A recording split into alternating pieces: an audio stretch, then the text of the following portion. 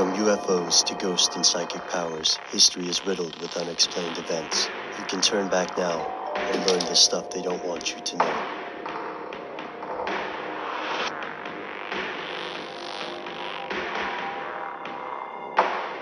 Here are the facts.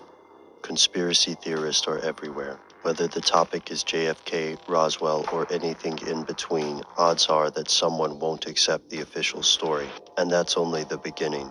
Around the globe, tens of thousands of people claim to be eyewitnesses to abductions by things like reptilian aliens, the Illuminati, or angels.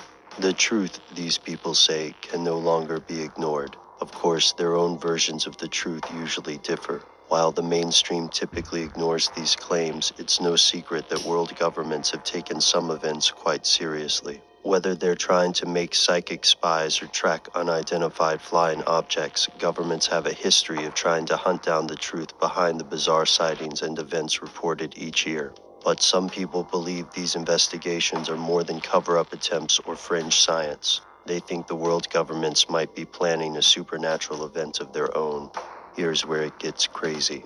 In his 1994 book, Project Bluebeam, journalist Serge Monast writes that NASA and other government agencies have been working in secret since 1983 on something called Project Bluebeam. The purpose? To pave the way for a global government by fooling people into thinking it's the end of the world. Here's how it works according to Mr. Monast. First, the group will fake an alien invasion, convincing the world that aliens are planning to take over major cities across the globe.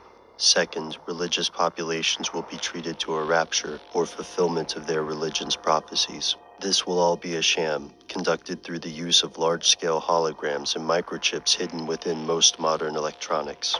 Once the various nations of the world topple under the massive civic unrest and panic, the New World Order will assert itself and the people of the world, desperate for any sort of authority, will accept its rule. Mr. Monast doesn't stop there. He also believes that NASA will use low-frequency electromagnetic waves to communicate telepathically, and that the New World Order will phase out cash. And he's not the only one who believes this. Skeptics have several issues with this conspiracy theory. First and foremost, what type of technology would be needed to inundate the world with realistic visions of aliens and messiahs? How could this technology be manufactured in secret? Second, could governments across the world really cooperate and coordinate closely enough to pull off this massive con? Most importantly, where's the evidence? Extraordinary claims require extraordinary proof, after all. We do know that the U.S. government briefly entertained the idea of using a hologram in Iraq. U.S. Air Force planners brainstorming on the best way to achieve a bloodless coup in Iraq proposed creating a giant hologram that would appear to be Allah, commanding Iraqis to overthrow Saddam Hussein. This plan was never implemented. So where does this leave Project Bluebeam? Without hard evidence, skeptics dismiss Bluebeam as a crackpot theory.